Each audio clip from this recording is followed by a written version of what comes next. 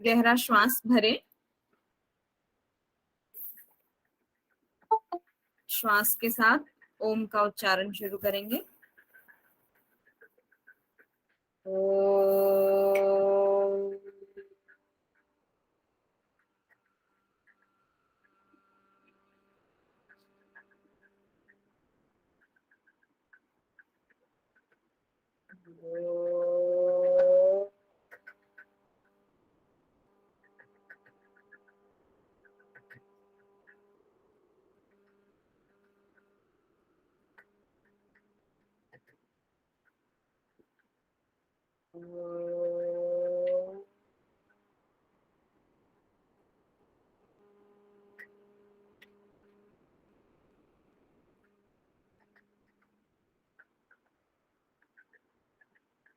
हथेलियां रब करें,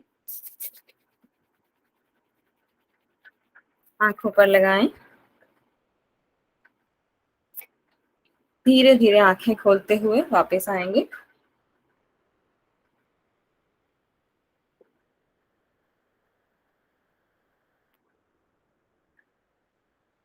ओके, तो रिवीजन क्लास है ये लास्ट 3 चैप्टर्स की। डिटेल में मैं ऑलरेडी एक्सप्लेन कर चुकी हूँ, तो 3 चैप्टर मुझे आज की क्लास में कवर करने हैं। तो इसके लिए आप मतलब एक ही क्लास में मुझे ये तीनों चैप्टर रिवाइज करने हैं अभी। तो स्टार्ट करते हैं। ये क्विक रिवीजन होगी क्योंकि डिटेल में बहुत सारा हम मतलब मैं डाउट्स भी क्लियर कर चुकी हूँ लास्ट में। और अगर मतलब इसके बाद डाउट तो छोड़िए, मतलब एक एक श्लोक बाय श्लोक हम पूरा पढ़ चुके हैं। अगर किसी को कुछ भी अगर उसमें डाउट रहे ना आज की क्लास में, तो पीछे बैक में जो वीडियोस हैं उनमें श्लोक बाय श्लोक है, वो जाकर देख सकते हैं। ठीक है, हाँ ना, कुछ तो कहिए। Okay ma'am. ओके, सो हट रत्नावली हमारा हट प्रदीपिका के बाद लिखा गया ग्रंथ है। तो एज सच इन मतलब हठ योग के चैप्टर्स को या टेक्स्ट को पढ़ने का कोई सीक्वेंस नहीं है। मतलब ना कोई सिलेबस के दृष्टिकोण से या ना मतलब किसी भी तरीके से इनका कोई दृष्टिकोण नहीं है। आप इंडिविजुअली कोई भी टेक्स्ट उठा के आप पढ़ सकते हैं। लेकिन सिर्फ एक ये जानकारी के लिए कि हट प्रदीपिका के पुस्तक में ऑलरेडी खुद मेंशन किया हुआ है स्वात्माराम जी के बारे में, मतलब उनके हट प्रदीपिका ग्रंथ के बारे में। तो इससे साफ क्लियर हो जाता है कि हट रत्नावली हट प्रदीपिका के बाद लिखा गया ग्रंथ है। और ये काफी उससे मेल खाता है, मोस्ट ऑफ सिमिलर हैं ये दोनों बुक्स। सो हट रत्नावली फर्स्ट चैप्टर में हमने पढ़ा था, जो कि हर एक ग्रंथ में होता है। आदिनाथ को नमस्कार करने का ट्रेंड है, हट प्रदीपिका में भी था, वो इसमें भी है। और यहाँ जो श्रीनिवास जी इसके राइटर हैं, वो सरवर के पुत्र हैं। अपने आप को उन्होंने बताया उनके पिता सरवर हैं, और उनको निम्न बातों का, निम्न शास्त्रों का ज्ञान था। इन चीजों के वे विद्वान थे, इनमें पारंगत थे। तो वो क्या क्या है? वेद, वेदांत, पतंजल, जिसका कि मूल नाम फणिपति दर्शन होता है। पतंजल दर्शन को फणिपति दर्शन कहा जाता है। शब्द शास्त्र है, योग है, तंत्र है, प्रभाकरीय एक ग्रंथ है, वैशेषिक है, नव्य न्याय पर मणिकांत कृत द्वारा रचित एक न्याय रत्न ग्रंथ है। सांख्य की उन्हें जानकारी थी। अनुभूति स्वरूपाचार्य कोई आचार्य हैं, अनुभूति जी, उनका लिखा हुआ ग्रंथ है सारस्वती। गंगेश उपाध्याय से लिखा हुआ तत्व चिंतामणि है। ठीक है, इसके अलावा बोले हैं कि मत्स्येंद्र जो हैं वो गोरक्ष आदि गुरुओं की परंपरा से ही ये जो गोरक्षनाथ और मत्स्येंद्रनाथ, इन्हीं की परंपरा से जो है श्रीनिवास जी ने भी योग को जाना है। ठीक है, ये सेम लाइन हट प्रदीपिका के लिए भी लिखी गई है। उन्होंने भी बताया है अपने बारे में, स्वात्माराम जी ने, कि मत्स्येंद्र, गौरक्ष इत्यादि गुरुओं की परंपरा से उन्होंने भी योग सीखा है। ठीक है, इसमें कोई ऐसा कोई चेंज नहीं है, अभी तक हट प्रदीपिका वाला ही है। कंपैरेटिव स्टडी जो है हट प्रदीपिका हट रत्नावली के बाद में करेंगे। ठीक है, बहुत सारे मतों के अनुसार क्या है कि बताया गया है कि जो लोग भ्रमित हैं उनको राजयोग की प्राप्ति कराने के लिए स्वात्माराम जी ने हठ योग का उपदेश किया था। ठीक है, तो यहाँ पे उन्होंने पर्पस क्लियर कर दिया, हठ योग उन्होंने क्यों किया है, राजयोग की प्राप्ति कराने के लिए हठ योग का उन्होंने उपदेश किया। ठीक है, अब योग की इसमें 3 परिभाषाएं, ये ध्यान देने वाली बात है। हट प्रदीपिका में आपकी मात्र एक ही परिभाषा है, ये जीवात्मा और परमात्मा की एकता वाला, जिससे सारे संकल्प नष्ट हो जाते हैं, वो भी वहां पर समाधि के बारे में कहा गया है। ठीक है, योग की परिभाषा हठ प्रदीपिका में नहीं आती है, इसलिए खास तौर से हठ रत्नावली के लिए इंपॉर्टेंट हो जाती है याद रखनी, क्योंकि इसमें तीन तीन डेफिनेशन है। अपान और प्राण की एकता को योग बोला है, जीवात्मा परमात्मा की एकता को योग बोला है, और योग के लिए योग, योग किस लिए करना है, योग को पाने के लिए, योगार्थम योग है, छोटा सा है, याद रखेंगे संस्कृत में। महायोग किसको बोला है, चित्त वृत्ति निरोध को, जो कि हमारा पतंजलि योग सूत्र में बोला है चित्त वृत्ति निरोध योग बोला है, इसमें महायोग बोला है उसी को, डेफिनेशन सेम है, चित्त वृत्ति निरोध यही शब्द यूज किया गया है, लेकिन यहाँ पर महायोग है, पतंजलि में जो है वो योग है, योग की परिभाषा है योग चित्त वृत्ति निरोधा। ठीक है, योग के चार प्रकार हठ रत्नावली में माने गए हैं, मंत्र योग, लय योग, राजयोग और हठ योग।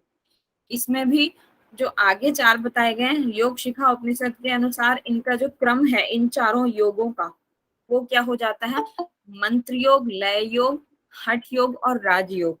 ठीक है, हालांकि देखा जाए तो नीचे वाला क्रम ही ठीक है, योग शिखा उपनिषद वाला, क्योंकि राजयोग जो है वो हठ योग के बाद ही आता है। हठ योग को जनरली कहा जाता है कि हठ योग को सीखने के बाद राजयोग प्राप्त होता है, तो हठ योग अभी उन्होंने ऊपर पर्पस भी क्लियर किया है कि हठ योग का उद्देश्य उन्होंने किस लिए किया, राजयोग को पाने के लिए, लेकिन फिर भी इस पुस्तक में उन्होंने ऊपर वाला क्रम स्वीकार किया है, जिसमें कि बताया है राजयोग पहले आ जाता है और हठ योग बाद में। ठीक है, छोटी छोटी बातें हैं, इतनी डिफिकल्ट नहीं है याद रखनी, आसानी से हो जाएंगी। ठीक है, ये जो चार जो जिनका सीक्वेंस अभी गौरक्ष वाले इसमें बताया है योग शिखा उपनिषद में, इस सीक्वेंस को जिसमें राजयोग बाद में आता है, इसको महायोग बोला जाता है। ठीक है, तो महायोग की भी दो डेफिनेशन हो गई, एक तो योग वो चित्त वृत्ति निरोध, और दूसरा ये चार योग जो होगा इनका क्रम हो गया। ठीक है, इनमें अब चारों को डिफाइन किया है शॉर्ट में, ये डेफिनेशंस भी इंपॉर्टेंट हैं। ठीक है, तो मंत्र योग के बारे में बोला, अंगों में मंत्र को स्थापित या न्यास करना। न्यास करना मतलब जैसे कि हम लोग ये करते हैं, चक्रों पर ध्यान लगाते हैं मंत्रों के साथ, तो उसमें भी हम क्या करते हैं, प्रत्येक मंत्र को प्रत्येक अंग के ऊपर हम स्थापित करते हैं, वही चीज यहाँ पर न्यास करना बोला गया, उसी को बोला जाता है। एक दूसरे मत के अनुसार म का मतलब मन है और त्र का मतलब प्राण है, दोनों का संयोग मंत्र योग कहलाता है। ठीक है, दो डेफिनेशन इसमें मंत्र योग की याद रखेंगे। लय योग के लिए कुछ बातें बताई गई हैं, ये चित्त का लय ही लय योग है और जो संकेत के द्वारा प्राप्त किया जा सकता है, मतलब ये यहाँ पर संकेत, इसको प्राप्त करने का तरीका बता दिया कि संकेत के द्वारा लय योग हमें प्राप्त होता है। ठीक है, लय के प्रकार यहाँ पर 1.5 करोड़ बताए हैं, हठ पर दीपिका में 1.25 करोड़ बताए थे। ठीक है, तो इस पुस्तक में ऑलरेडी एक श्लोक में दिया गया है कि यहाँ पर नीचे बताया गया एक श्लोक में 1.5 करोड़ है, उस समय मैंने ये कंफ्यूजन वहां पर जब श्लोक बाय श्लोक पढ़ाया था तो क्लियर कर दिया था। हठ प्रदीपिका वाले के लिए श्लोक लिखा है 1.25 करोड़, एक ही पुस्तक में दोनों श्लोक लिखे हैं 1.5 करोड़ और 1.25 करोड़, तो कंफ्यूजन क्रिएट हो जाती है, इसलिए आपके लिए मैंने अब वो जो व्याख्या वाला पार्ट था वो छोड़कर ऑलरेडी मैं इसको कट करके नोट्स में ही उठा लाई हूँ। ठीक है, कंफ्यूजन नहीं रहेगा आपको, जो बातें एग्जैक्टली याद करने लायक हैं वही याद रखनी है, कंफ्यूजन को छोड़ दिया जाए वहीं पर। संकेत बता दिया, भ्रू मध्य में दृष्टि करना होता है। लय संस्कारों का पुनरुत्थान, मतलब जितने भी हमारे संस्कार हैं वो दोबारा नहीं आते हैं, जो भी हमने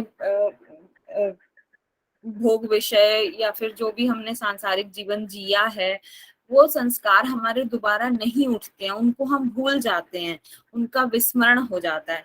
ठीक है, मतलब इस प्रकार की स्थिति आ जाती है ये हमारे इसमें लय योग में, कि हम इतने तल्लीन हो जाते हैं अपनी साधना में कि पुराने जो संस्कार है हमारे हैं वो वापस उठते ही नहीं है। ठीक है, ये हो गया लय योग का।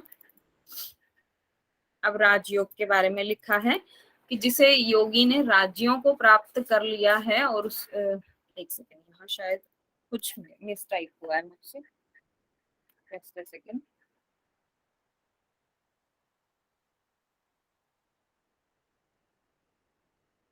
हाँ, राज्यों नहीं है, ये राजयोग है, सॉरी।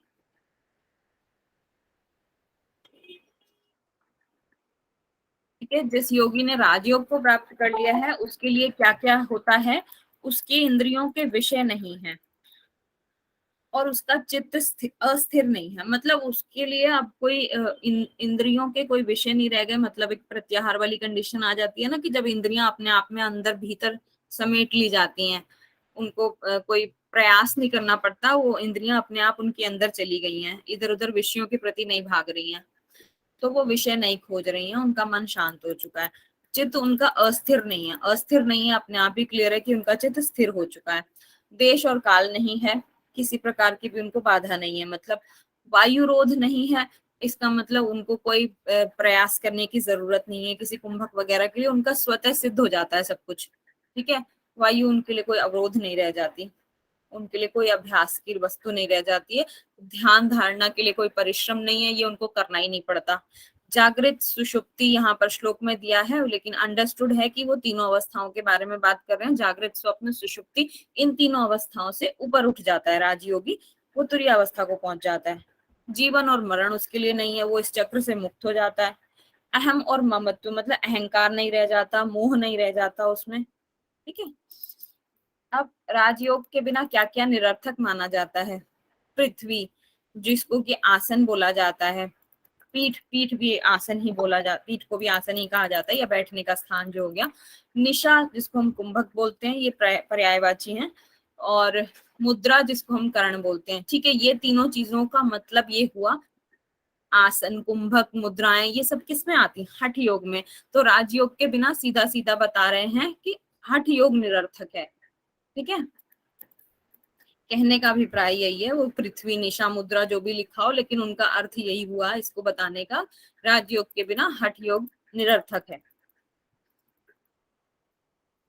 कि मतलब कितना भी हमने हठ योग में अभ्यास कर लिया लेकिन राजयोग ही नहीं मिला तो वो तो वेस्ट है हमारे लिए।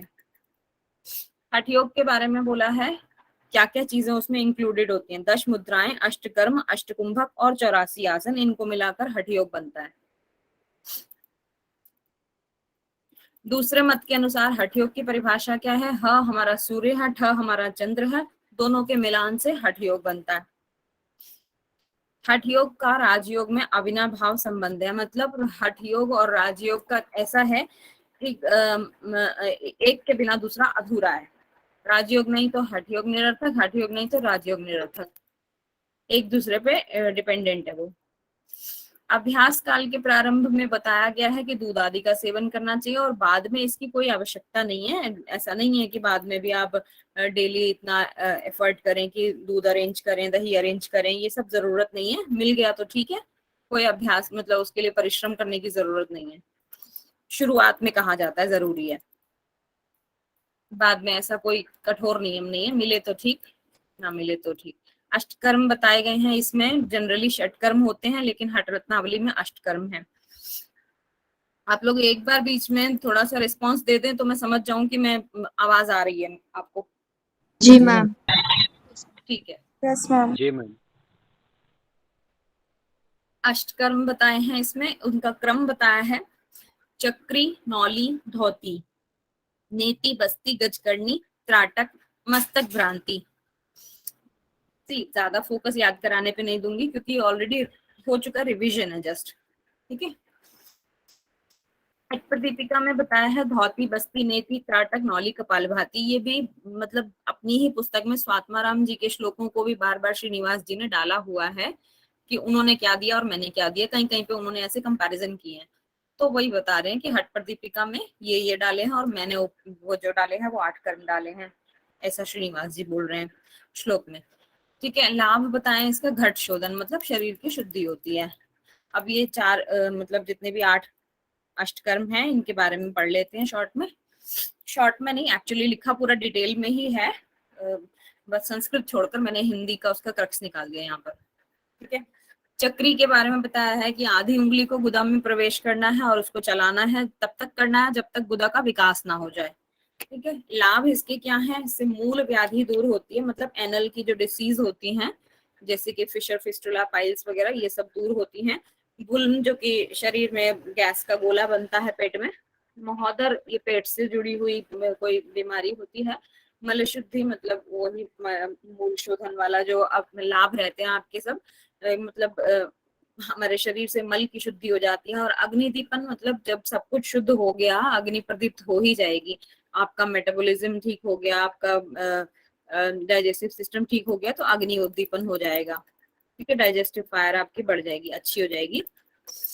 नौली के बारे में बोला है, 2 प्रकार की हैं यहाँ पर। बाह्य रूप से करने वाली को भारी नौली बोला है, जो कि जैसे हम नौली करते हैं तो उसमें एक पेट का गोला सा आगे बाहर निकल जाता है, वो उसको भारी नौली बोला है। ठीक है, मतलब बाह्य रूप से जो की जाती है। अंतरा में जब हम लेफ्ट और राइट घुमाते हैं, जो अंदर की तरफ पेट घुसता है, उसको आंतरिक रूप से करना, ये बोला गया है। ईड़ा और पिंगला का इसमें जो है भ्रमण कराने को, ये किस तरीके से, ऐसी कोई उन्होंने डिटेल दी नहीं है, सिर्फ इतना ही बोला है कि ईड़ा और पिंगला का वेग से चालन करना है। ठीक है, और इसके बारे में लाभ दिए हैं कि मंद अग्नि को प्रदीप्त करता है, गैस्ट्रिक फायर आपकी इंक्रीज हो जाती है। ठीक है, और सदा आनंद देने वाली इस क्रिया को बोला गया है, संपूर्ण दोषों का नाश करने वाली। धौती के बारे में ये आपको जो ये यहाँ पे पैरामीटर्स दिए हुए हैं इसके, बहुत डिटेल में समझाया था मैंने। 4 अंगुल चौड़ा, 20 हाथ लंबा आपका कपड़ा होना चाहिए, जल में भिगोकर उसको गले में निगलना होता है। ये उसके डिजिट्स हैं, ये एग्जाम पॉइंट ऑफ व्यू से याद रखने हैं। 1 अंगुल 1 डिजिट के बराबर है, 1 हाथ 1 क्यूबिट के, 1 क्यूबिट 18 इंच के बराबर है, और 1 यार्ड 3 फीट के बराबर है, और 1 फीट 12 इंच के बराबर है। ये इसलिए इंपॉर्टेंट हो जाते हैं, कभी कभी आपसे धोती के बारे में पूछ लिया जाता है कि इंचेस में बताइए या फिर फीट में बताइए। ठीक है, इंटरव्यू के लिए भी इम्पोर्टेंट है और एग्जाम के लिए तो है ही। यार्ड में जनरली नहीं पूछा जाता, फीट या इंचेस में पूछ सकते हैं। ठीक है, इसके लाभ बताए हैं, गैस्ट्रिक फायर, अग्नि प्रदीप, कास खांसी, खांसी दमा की बीमारियां, श्वास दमा, प्लीहा, तिल्ली, और कुष्ठ रोग मतलब स्किन डिसीज, 20 प्रकार के कफ रोग बताए हैं। और जबकि आपके हट प्रदीपिका में सिर्फ और सिर्फ 20 प्रकार के कफ रोग बताए और कोई फायदा नहीं बताया इसका। ठीक है, अब नेति में बताया है 6 तस्ती लंबी होनी चाहिए। अच्छा, नेति में एक चीज और लिखना मैं भूल गई हूँ, यहाँ पे हमने श्लोक में पढ़ी थी, आपको कुछ धारिणम मतलब वो चूहे की पूंछ की तरह होनी चाहिए, ऐसा उसकी एक क्वालिटी लिखी गई है। सुस्निग्ध होनी चाहिए, मतलब नरम मुलायम होनी चाहिए, बहुत ज्यादा हार्ड होगी तो आपका नाक छील देगी। और मुख से प्रवेश करके नासिका से बाहर निकालना है। ठीक है, इसके लाभ हैं, कपाल शोधन है। कपाल शोधन मतलब जो कि हम कपाल भाती जैसे करते हैं, उसमें भी बोला जाता है कि कपाल का शोधन होता है। जब हम बहुत ज्यादा स्ट्रोक्स लेते हैं तो हमारे कपाल में जितने भी टॉक्सिन्स होते हैं, वहां पर जो मल जितना भी जमा हुआ होता है वो निकल जाता है, तो नेति भी वही काम करती है। ठीक है, एक नेति का भी ये लाभ नेति का भी है, कपाल शोधन। दिव्य दृष्टि मिलती है, क्योंकि ईएनटी डिसऑर्डर्स बताया ना, कंधे के ऊपर के, जत्रु के ऊपर के रोग जो समूह है वो सारे नष्ट हो जाते हैं। तो इसमें ईएनटी, आंख नाक कान आपका स्वस्थ हो जाते हैं, अच्छे हो जाते हैं, तो दिव्य दृष्टि ऑटोमेटिक आ जाएगी इससे। जब सारी आपकी इंद्रियां पुष्ट हो गई, आप में दिव्य दृष्टि आ जाती है। मतलब एक लॉन्ग टर्म अभ्यास के बाद। बस्ती के बारे में बोला है, 2 टाइप की हैं, जल और वायु। वायु के बारे में सिर्फ नाम बताकर छोड़ दिया, डिटेल नहीं बताई है।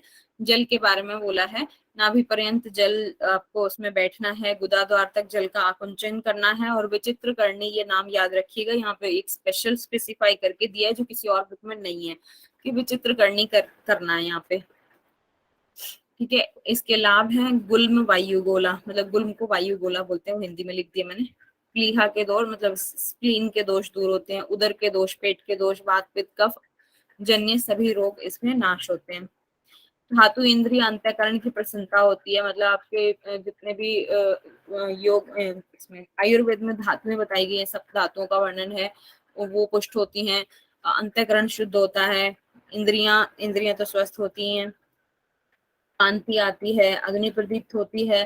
कॉमन कॉमन से लाभ है, कोई एक आध जो स्पेशल वाला याद करने में डिफिकल्ट हो उस पर फोकस करेंगे, बाकी तो कॉमन से मतलब अंडरस्टैंडिंग से भी आपको याद रह सकते हैं। संपूर्ण दोषों का नाश जनरली सब में आ रहा है, ये बहुत सारे आसनों में, मुद्राओं में, उनमें भी लगभग लगभग आएगा ये।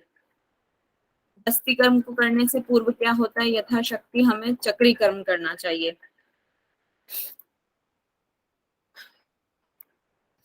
ठीक है, बस्ती करने के पश्चात 3 घटी पर्यंत तक हमें कुछ खाना नहीं है। मतलब कुछ रूल्स उसको करने के यहाँ पे बताए गए हैं। वायु रहित भूमि पर विश्राम करना है। जब हमने बस्ती का अभ्यास कर लिया तो उसके बाद बहुत ज्यादा तेज जहाँ पे हवाएं चल रही हैं ऐसे स्थान पे नहीं, जहाँ शांति हमें मिले, वायु निश्चल हो, मतलब थोड़ी शांत हो, शीतल पवन मंद कह सकते हैं आप हो, लेकिन ऐसा नहीं होना चाहिए कि बहुत तेज कूलर या पंखा चल रहा है या बहुत तेज आंधी आ रही है। ऐसे स्थान में बैठकर आपको विश्राम नहीं करना है। वायु रहित, जहाँ पर बहुत ज्यादा हवा के झोंके ना आ रहे हो, शांत हो वायु।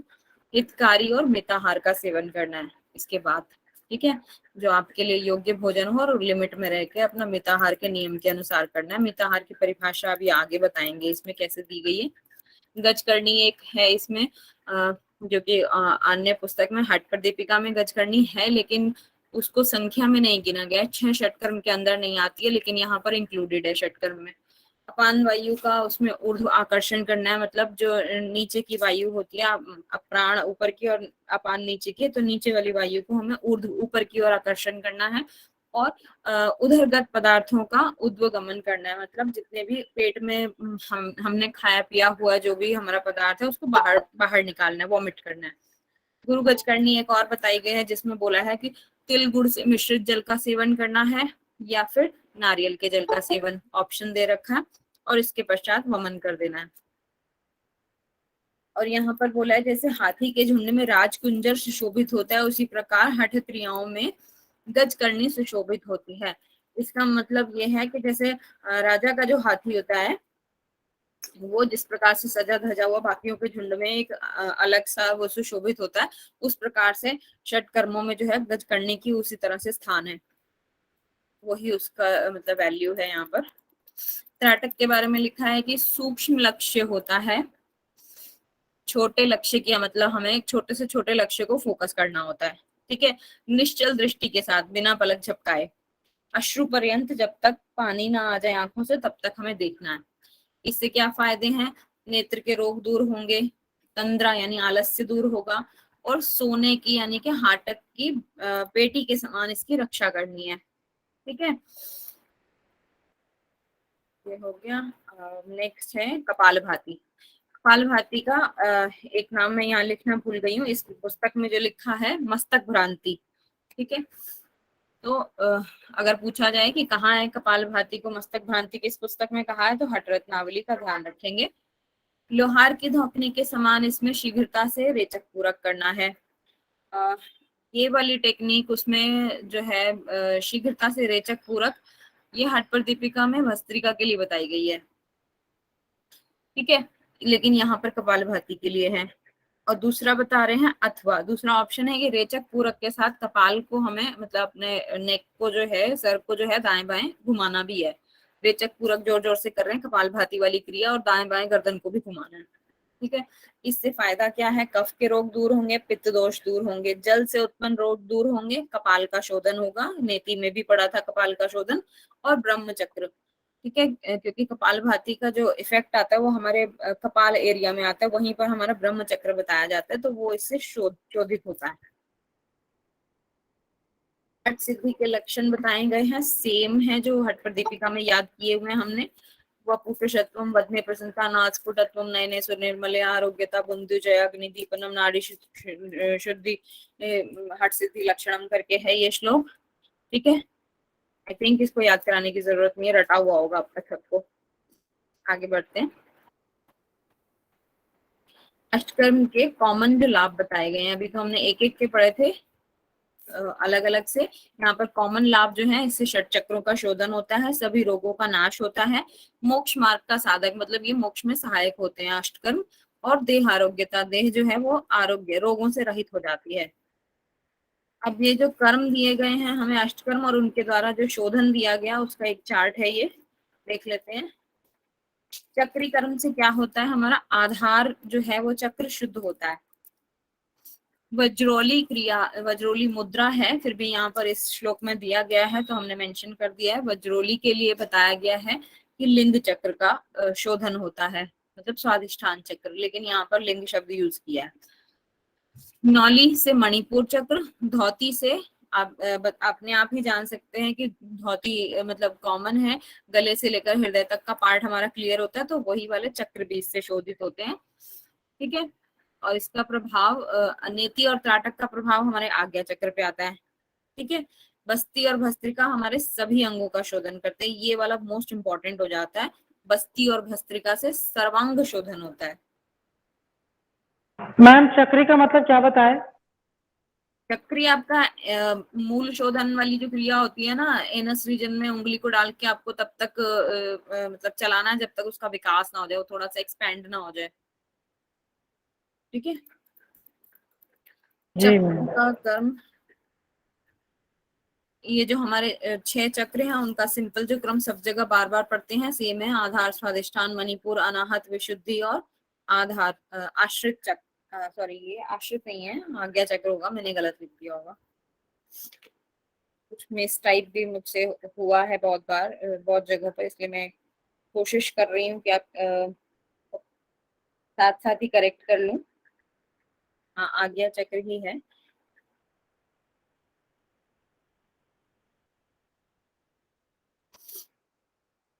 ठीक है, अब जो योगी इस क्रम को जानता है वे चक्रातीत निरंजन परमात्मा को जान लेता है। ऐसा यहाँ पर ये याद रखना इसलिए जरूरी है क्योंकि ये और कहीं पे नहीं दिया हुआ है। इस बुक में, हठ प्रदीपिका में भी नहीं है, हठ रत्नावली में ये चक्रों का क्रम के साथ दिया है।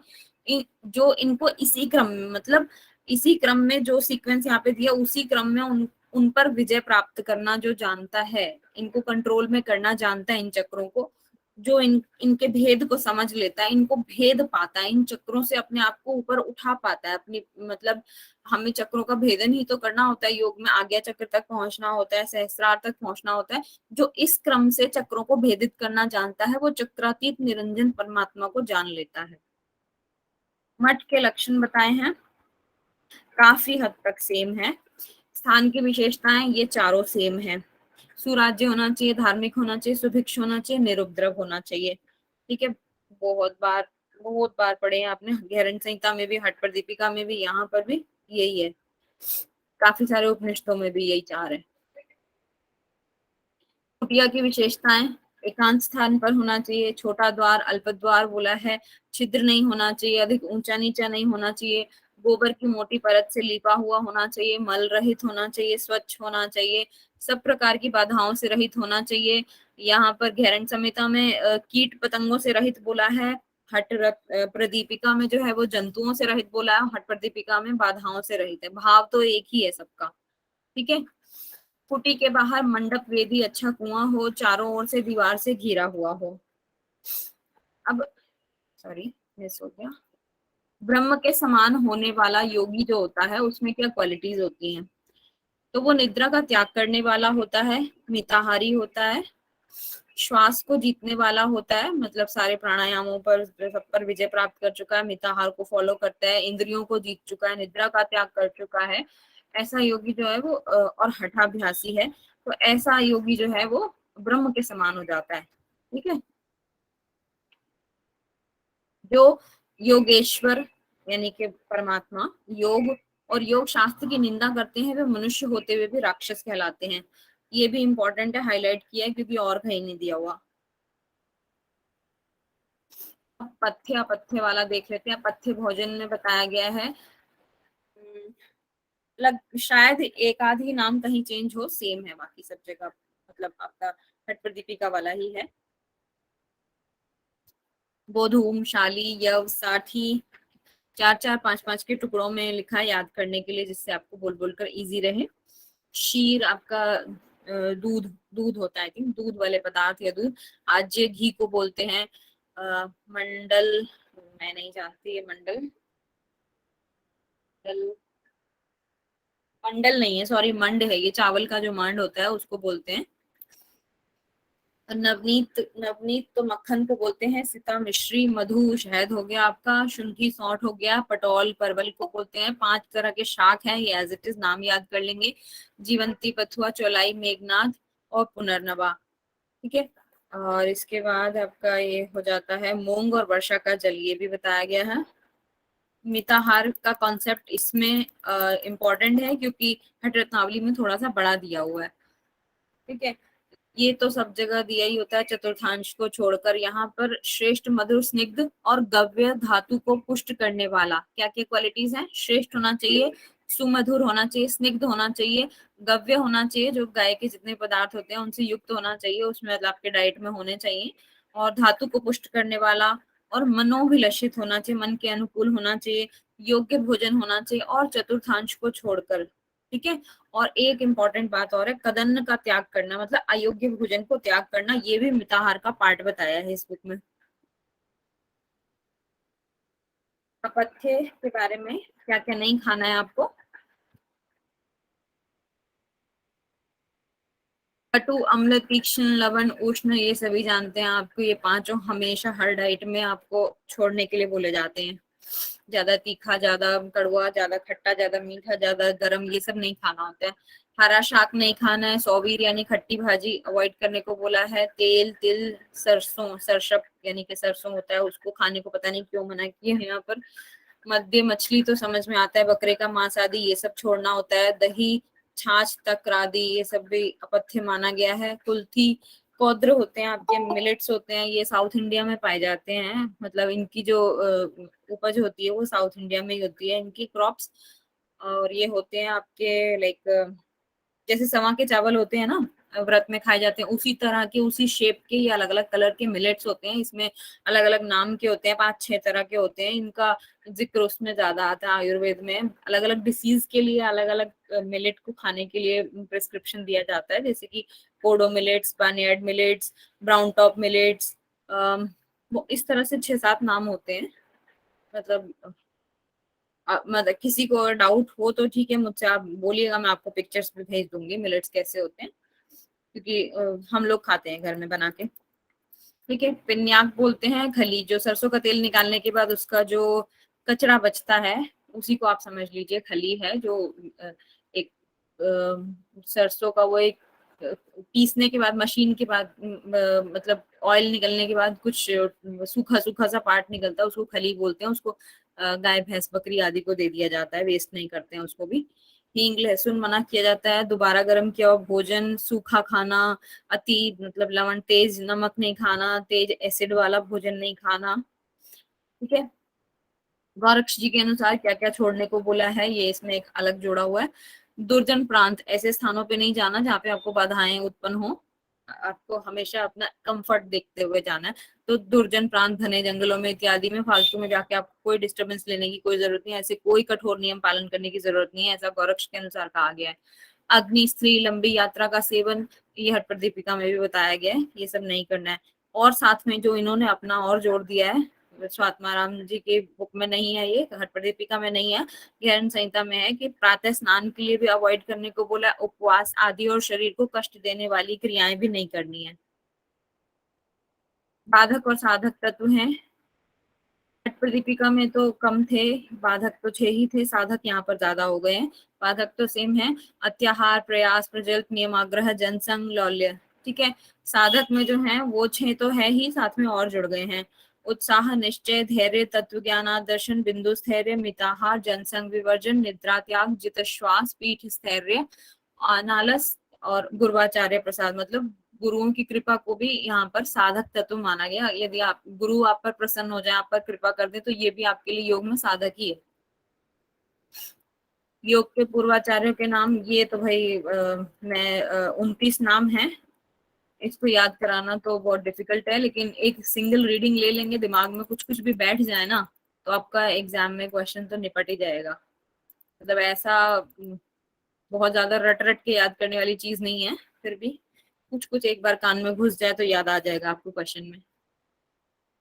आदिनाथ, मत्स्येंद्रनाथ, शाबर, आनंद भैरव, शारंगी, मीन, गौरक्ष,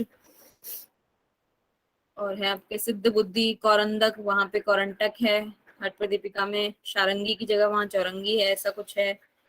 और इसके बाद ये आपका है सुरानंद, सिद्धिपाद, करौटी, चरपटी, करौटी की जगह वहां चिरोटी है हठ प्रदीपिका में। और पूज्यपाद, नित्यनाथ, निरंजन, काकचंडीश्वर, अल्लम, वहां पे अल्लाम है, प्रभुदेव, नेट चूटी, टिंटिनी, और और क्या रह गए, कपाली, भालुकी, नागबोध, बिंदुनाथ, खंड कपालिक। ठीक है, एक बार इसको पढ़ के चले जाइएगा, क्वेश्चन हो जाएगा आपका।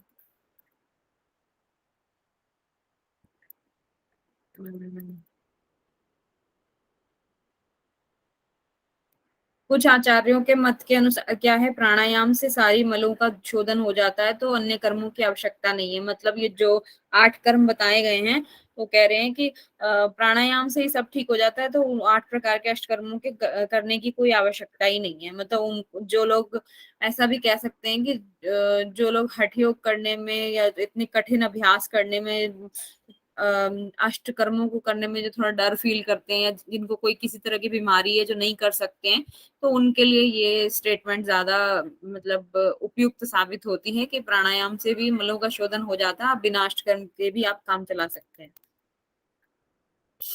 सेकेंड चैप्टर आ गया आपका।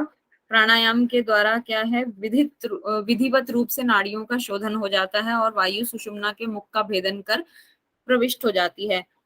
वायु के सुषुम्ना में प्रविष्ट होने पर मनोन्मनी अवस्था प्राप्त होती है। बहुत अच्छे से क्लियर है। पहली लाइन में बोला है वायु सुषुम्ना के मुख का भेदन कर प्रविष्ट हो जाती है, तो जब वायु सुषुम्ना का भेदन कर देती है तभी वो मनोन्मनी अवस्था आती है। सेकंड लाइन भी इसी से क्लियर हो जाती है, क्योंकि मनोन्मनी अवस्था का मतलब ये होता है वायु जब सुषुम्ना का भेदन करके आपको प्रविष्ट हो जाती है। ठीक है,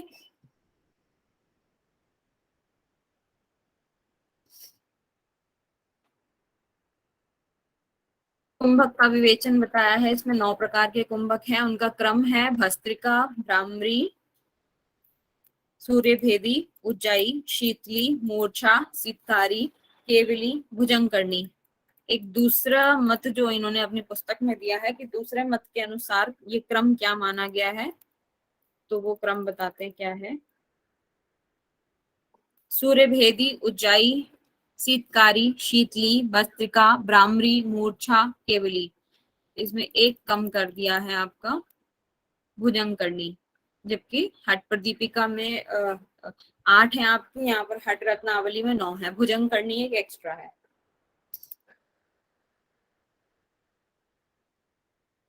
ठीक है, कुछ मूल बातें बताई हैं यहाँ पे। पूरक के अंत में जालंधर बंद करना चाहिए, कुंभक के अंत में उड़ियान बंद करना चाहिए, रेचक के आरंभ में उड़ियान बंद करना चाहिए। ये थोड़ा बहुत कंफ्यूजन इनमें हो जाता है कभी कभी, इसलिए इसको एज इट इज याद रखना है।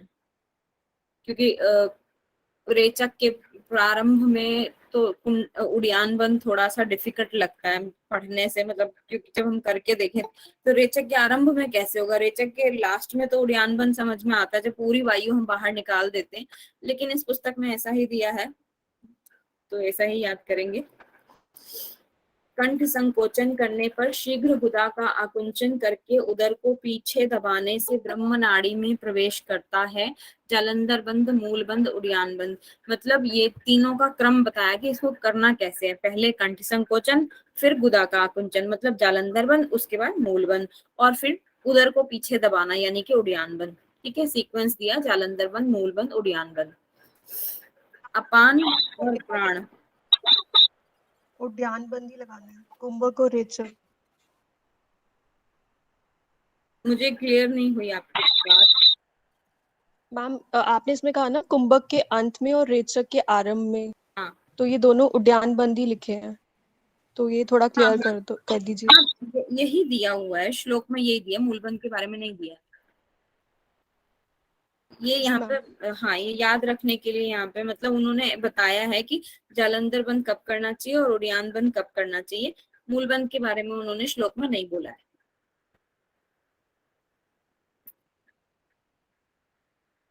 कि अपान और प्राण का संगम होने से साधक जो है बुढ़ापे से मुक्त होकर 16 वर्ष का हो जाता है। अपान और प्राण का संगम जब हम इसलिए तीनों बंद करते हैं तब।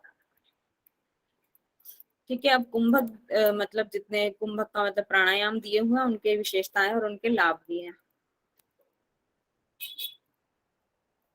सूर्य भेदी, हालांकि ये चीजें पढ़ाने लायक है नहीं, दोबारा से ऑलरेडी हुआ है सारा, फिर भी एक रीडिंग लेते हैं क्योंकि आपकी भूमिका तैयार हो रही है। आपका कल 4th चैप्टर होके और ये हठ रत्नावली कंप्लीट हो जाएगी, उसके बाद हम क्वेश्चंस करेंगे इसके। ठीक है, सूर्य भेदी के बारे में दिया है, दाएं से धीरे धीरे पूरक करना है, कंठ से हृदय पर्यंत ध्वनि, मतलब ये जो हृदय पर्यंत ध्वनि वाली बात है सूर्य भेदी के लिए और कहीं नहीं दी गई है, आपको सूर्य भेदी ध्वनि के साथ करना है, इसमें कंठ से हृदय पर्यंत ध्वनि आनी चाहिए। ठीक है, गले में एक जो कि उज्जयी प्राणायाम में होती है उसी तरह से यहाँ पर एक ध्वनि उत्पन्न करने को बोला गया है। अधिकाधिक कुंभक मतलब ज्यादा से ज्यादा होल्ड करना है आपको, और बाएं से फिर धीरे धीरे रेचन कर देना है। इसके लाभ बताए हैं कपाल शोधन, वात दोष का हनन और कृमि दोष, मतलब जितने भी कीड़े वगैरह होते हैं उनका दोष हो जाता है शरीर में। ठीक है, हो गया। उज्जयी प्राणायाम मुख को बंद करके करना है, और बोला है इसके बारे में दोनों नाड़ियों से धीरे धीरे इसमें पूरक किया जाता है, और जैसे कंठ से हृदय तक स्पर्श अनुभव हो, मतलब जब हम इनहेल कर रहे होते हैं तो एक प्रकार का घर्षण अनुभव होना चाहिए हमें अपने गले से लेके हृदय तक। ठीक है, मतलब वायु का स्पर्श हमें फील होना चाहिए। और इसके यहाँ पर कंठ के कफ दोष, जितने भी गले में जो हमारे थ्रोट डिसऑर्डर्स होते हैं उसमें कफ जमा होता है वो क्लियर हो जाता है उज्जयी करने से। और शरीर की अग्नि प्रदीप्त होती है, हालांकि उज्जयी के लिए ऐसा नहीं दिया जाता है लेकिन यहाँ पर दिया है अग्नि प्रदीप्त उज्जयी से। नाड़ी जाल, मतलब जो नाड़ियों का जो हमारे शरीर में बिछा हुआ जाल है वो शुद्ध हो जाता है। उदरगत दोष, जितने भी पेट के जुड़ी हुई बीमारियां होती हैं वो इससे शुद्ध हो जाती हैं।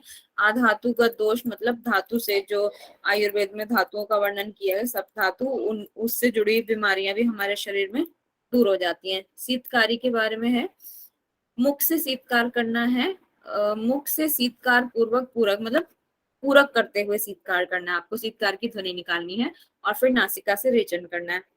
इसका लाभ बोला है कि इसको करने से हम दूसरे कामदेव के समान हो जाते हैं।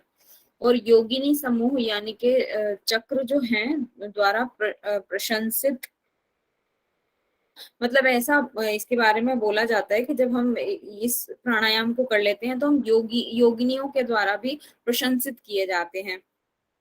ये शायद थोड़ा सा गलत शायद लग रहा है मुझे, एक सेकेंड।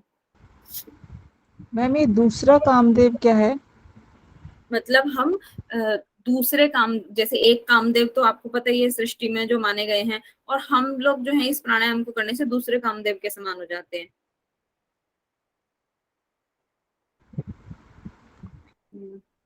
योगिनी समूह चक्र द्वारा प्रशासित सेवित, सही लिखा था।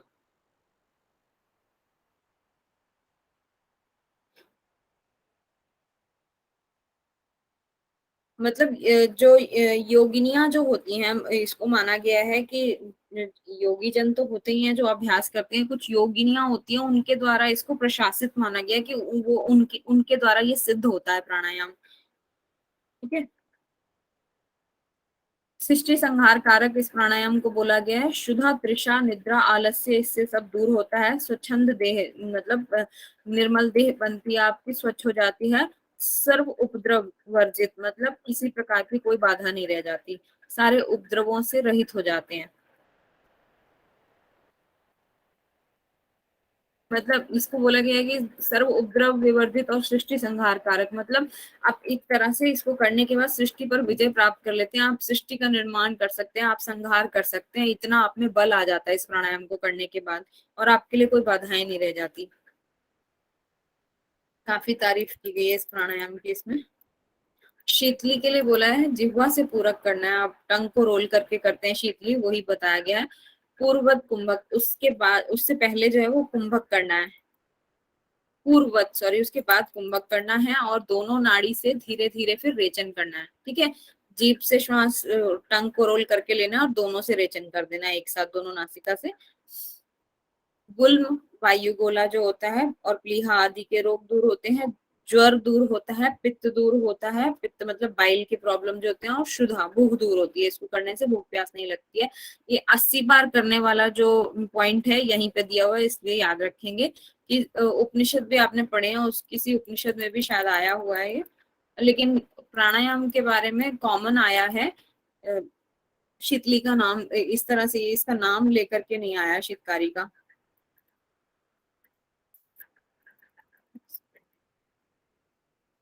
हाँ, ये शीतली का नाम लेकर के उपनिषद में नहीं आया, वहां पर कॉमन बताया गया 80 बार करना है उपनिषदों में, लेकिन हठ योग के टेक्स्ट में ये 80 बार करने वाला इसी के बारे में लिखा है, शीतली के बारे में। ठीक है, और विष का प्रभाव भी इससे नष्ट हो जाता है। और विष का प्रभाव और किससे नष्ट होता है बताइए? मयूरासन। मयूरासन से। मयूरासन से। और कोई मुद्रा? खेचरी से। महावेद से। हाँ, महावेद से। ठीक है, भस्त्रिका के बारे में पता है, रेचक, पूरक, कुंभक, ये प्रणव स्वरूप वाले बताए गए हैं। जैसे कि उपनिषदों में भी प्राणायाम को प्रणव स्वरूप बहुत बार कहा है, तो उसी तरह से ये भस्त्रिका को यहाँ पे इसमें रेचक, पूरक, कुंभक जो आपके प्रणव स्वरूप माने गए हैं। लोहार की धौकनी के समान वायु का इसमें चालन करना है, जैसे कि हठ प्रदीपिका में भी है, सेम वैसे ही आपको तेजी से इनहेल करना है, एक्सहेल करना है जोर जोर से। थकान होने पर फिर क्या करना है आपको, सूर्य नाड़ी से पूरक कर देना है। मध्यमा तर्जनी और से अन्य उंगली से नासिका को धारण करना है, वही नासिका मुद्रा जो आप बनाते हैं उस तरह से करना है। फिर उसके बाद कुंभक करना है, ईड़ा से रेचन कर देना है। ये सब रटने वाली टेक्निक नहीं है, टेक्निक्स तो आप जानते हैं, बेनिफिट्स रटने वाले थोड़े से हो जाते हैं कभी कभी। वात पित्त कफ जन्य दोष दूर होते हैं इससे, तीनों प्रकार के, मतलब वात पित्त और कफ तीनों दोष दूर होते हैं।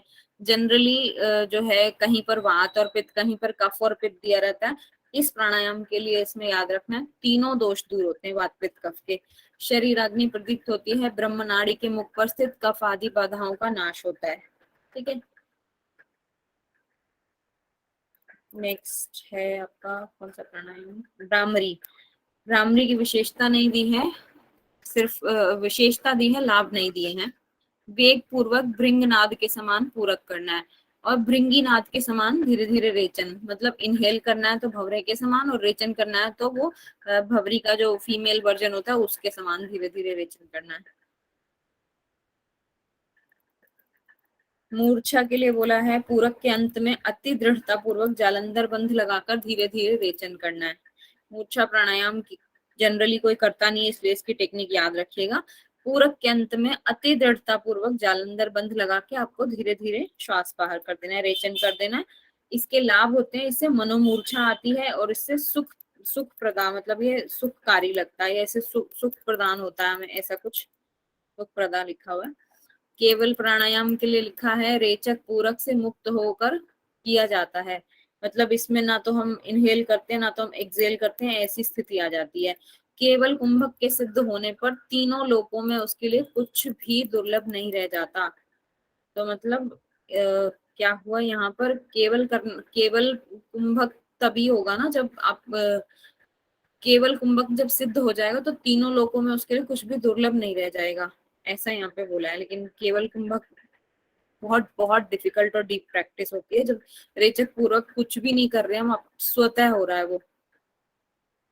ठीक है, भुजंग करनी जो इस पुस्तक की खास विशेषता है, एक और प्राणायाम जोड़ा गया है इसमें, यही बोला है बस कंठ से पूरक करना है और कंठनाल से रेचन, मतलब आपको गले से, जैसे हम उज्जई में श्वास भरते हैं उस तरह से श्वास तो भरना है, लेकिन आपको कंठनाल से रेचन करना है, मतलब जो आपका ट्रैकिया होता है, जो आपका श्वास नली होता है, वहां से आपको एक्सहेल करना है। ठीक है, अब 10 मुद्राएं देख लेते हैं क्या क्या दी गई हैं। इसके लिए बोला है 8 ऐश्वर्यों को प्रदान करने वाली है, ऐसा वहां एक श्लोक में बोला गया है। अब इन मुद्राओं का क्रम क्या है, महामुद्रा, महाबंध, महावेद, उडियान बंद, मूल बंद, जालंधर बंद, ये तो तीनों महा वाले याद रहेंगे पहले, उसके बाद तीनों आपका उडियान बंद, मूल बंद, जालंधर बंद हो गया। उसके बाद विपरीत करनी, वज्रोली, शक्ति जालन और खेचरी। सेम आई थिंक नहीं, खेचरी उसमें ऊपर हो जाता है हट प्रदीपिका में, यहाँ पर खेचरी लास्ट में है। एक ही आपको खेचरी का ही हेर फेर करना है, बाकी सारे प्राणायाम के नाम वगैरह सब कुछ सेम है हट प्रदीपिका और इसमें जब याद करेंगे तो। महामुद्रा के बारे में दिया है, जालंधर बंध इसकी विशेषता है, इसमें लगाया जाता है और बाएं पैर की ओर से इसको अभ्यास करना प्रारंभ करते हैं। शुरुआत बाएं पैर से करनी है। पूरक यथाशक्ति कुंभक करना है, फिर रेचन कर देना है। श्वास धीरे धीरे छोड़ना है। ठीक है, लाभ बताएं। इससे सहसा कुंडली का जागरण होता है, मतलब इंस्टेंट, जैसे ही आप अभ्यास करेंगे अचानक से आपका कुंडली जागरण मतलब शीघ्र हो जाता है, इससे अचानक से हो जाता है। जरा मृत्यु का नाश बोला है महामुद्रा में। जरा मृत्यु का नाश उसमें भी है आपका, शायद विपरीत करनी में, या कौन सा आसन होता है वो, सर्वांगासन, उसके लिए भी बोला जाता है बार बार। पथ्य अपथ्य का इसमें भेद नहीं रहता, ये इम्पोर्टेंट है, इस मुद्रा के लिए याद रखना। पथ्य अपथ्य का भेद नहीं रहता। नीरस वस्तु रस युक्त हो जाती है और भयानक विष भी सहज पच जाता है। अभी हमने शीतली में या शीतकारी किसमें पढ़ा था भयानक विष का नाश? शीतली शीतली, कंफ्यूज है।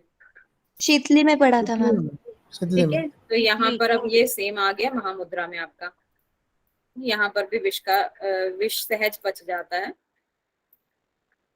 क्षय, आपका टीबी की बीमारी जिसको बोलते हैं वो दूर होती है। कुष्ठ, स्किन प्रॉब्लम्स, गुदावर्त, आपका उससे एनल से जुड़े बीमारियां हैं। गुल्म, वायु गोला, अजीर्ण इत्यादि जो सीवियर डिसीजेस होती हैं वो आपकी ना ठीक होने वाली भी इससे ठीक हो जाती हैं महावेद से, सॉरी महामुद्रा से। महाबंध में बताया है जालंधर बंध और मूल बंध इसकी विशेषता है, इसको भी बाएं पैर से आरंभ करना है। पूरक और यथाशक्ति कुंभक, ठीक है, जितना आप कर सकें अपने अकॉर्डिंगली उतना ही कुंभक करना है, फिर रेचन कर देना है। धीरे धीरे श्वास छोड़ना है इसमें भी। अब इसके लाभ क्या है? सभी नाड़ियों की ऊर्ध्व गति को रोकने वाला, नाड़ियों की ऊर्ध्व गति को रोकता है ये महाबंध, मतलब कंट्रोल करता है।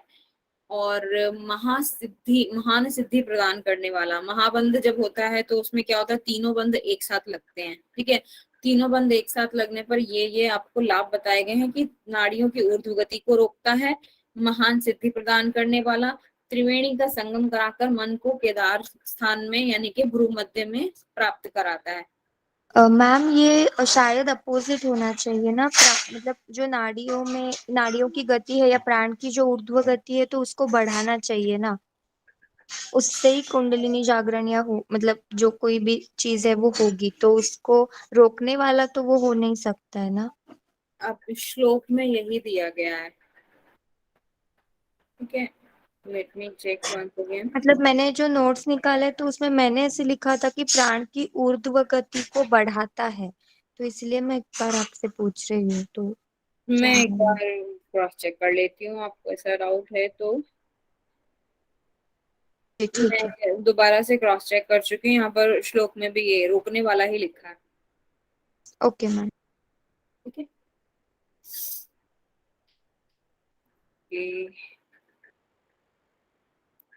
अच्छा, और विशेषता इसकी है कि लेफ्ट से तो कर लिया, उसके बाद राइट पैर से करना है और मन को सुषुम्ना में लगाने का प्रयास करना है। बस इतना ही दिया है। महावेद आ जाता है। महावेद के बारे में दिया है, महावेद के बिना महामुद्रा और महाबंध तीनों ही वेस्ट है, फलहीन है। ठीक है, मतलब आपने महावेद नहीं किया और खाली महामुद्रा और महाबंध कर लिया तो उससे आपको कोई फल नहीं मिलने वाला। महावेद करना बहुत जरूरी है। इसे महाबंध के बाद करते हैं। इसमें जालंधर बंध लगाते हैं। शरीर को भूमि पर पटकना है।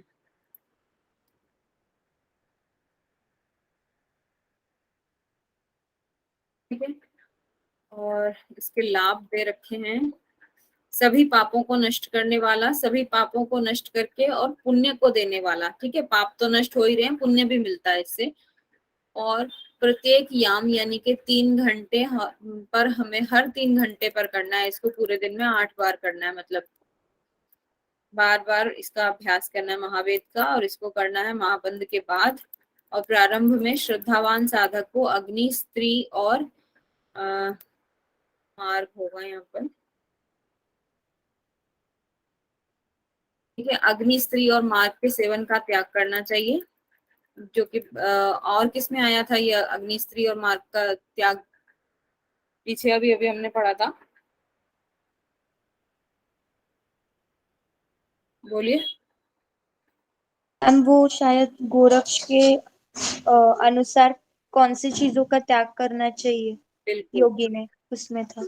ठीक है ठीक है। अब इन तीनों के जो लाभ बताए गए हैं कॉमन, जो महाबंध, महामुद्रा और ये महावेद, इन तीनों के कॉमन लाभ हैं जरा मृत्यु का नाश, अग्नि प्रदीप्त और अणिमा आदि सिद्धियों की प्राप्ति। अलग अलग से जो लाभ दिए गए वो तो याद करने ही है, तीनों के कॉमन लाभ भी याद रखने हैं। उद्यानबन, उदर को नाभि के ऊपर मतलब डायफ्राम की ओर खींचना है हमें, और पीछे की ओर खींचना है, क्योंकि हम पेट को अपने कमर की तरफ खींचने की कोशिश, उससे लगाने का जितना प्रयास करेंगे उतना ज्यादा उद्यान बंध आपका और बेहतर होता जाएगा। सभी बंधों में इसको श्रेष्ठ माना गया है, हठ प्रदीपिका में भी यही बोला है, बंधों में उद्यान बंध सबसे श्रेष्ठ है। और वृद्ध इसमें युवक के समान हो जाता है, 6 मास में मृत्यु को जीत लेते हैं इससे।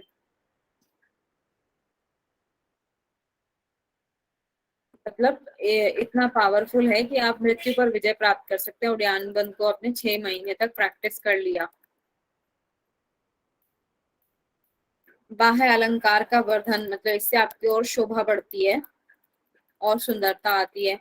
मृत्यु रूपी हाथी के लिए सिंह के समान है, ये हठ प्रदीपिका में भी है, ग्यारहण संहिता में भी है, ये आपका बार बार आता है। ये बोला गया है कि मतलब मरे हुए हाथी के समान जो व्यक्ति हो जाता है उसको, उसके लिए भी सिंह के समान है, मतलब जो इसका अभ्यास कर ले उसके लिए ये क्रिया भी सिंह के समान हो जाती है, मतलब इतनी पावरफुल है।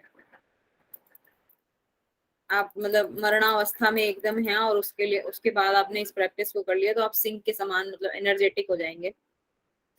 नामकरण का इसमें कारण, इसको क्यों ऐसा बोला गया है, सुषुम्ना में निरुद्ध बद्ध प्राण को इसके द्वारा उठाया जाता है, इसलिए इसको उद्यान बंध कहा जाता है। ठीक है, बार बार कई बार ये प्रश्न आता है उद्यान बंध का नाम जो है, इंटरव्यूज में भी पूछा जाता है उद्यान बंध का नाम उद्यान बंध क्यों है।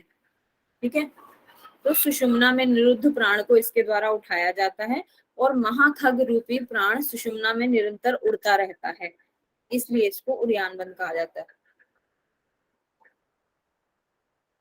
मैम टाइम हो गया है।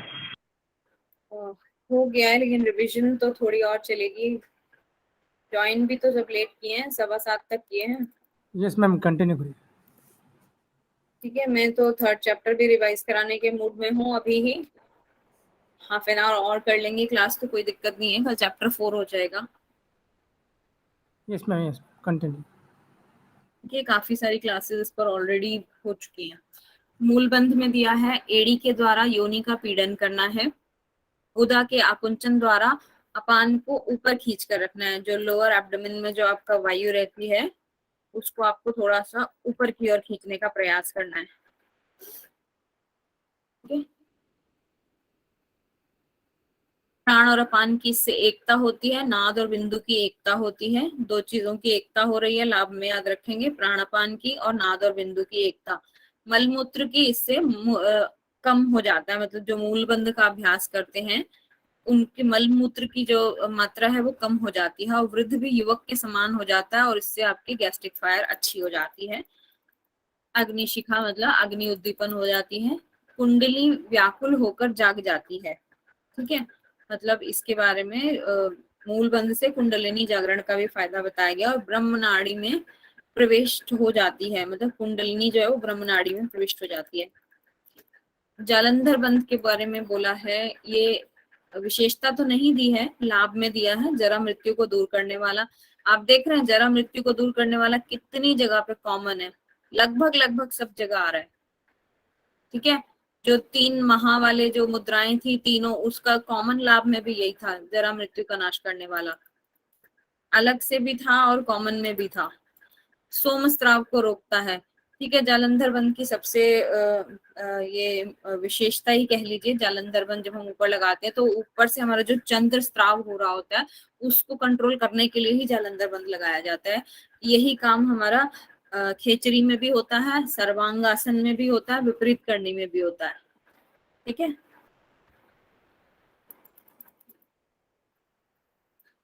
विपरीत करनी, नाभि को ऊपर और तालू को नीचे कर रिवर्स पोजीशन में आ जाते हैं हम।